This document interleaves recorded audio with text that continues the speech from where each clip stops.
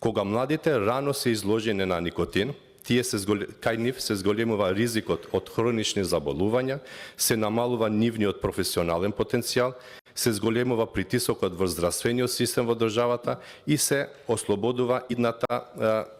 ослабнува идната економска основа во земјите. Од другата страна, општествата што инвестираат во превенција и здрави средини, тие имаат и создаваат посилна и попродуктивна работна сила во нивните земји, ги намалуваат долгорочните здравствени трошоци и обезбедуваат одржлив економски раст во државата. Здраво општество не се мери само со модерни болници и инфраструктура, тоа се мери со чист воздух, точни информации кои што ги има и ги управува, заштита на децата и младите и долгорочна визија за општеството.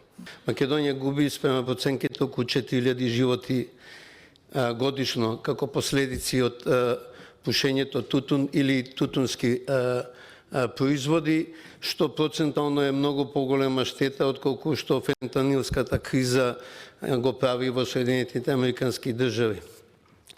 Ако тргнеме од таа позиција, ова е позиција на национална итност, каде што можеме да почнеме да ги минуваме работите и да се справуваме со работите.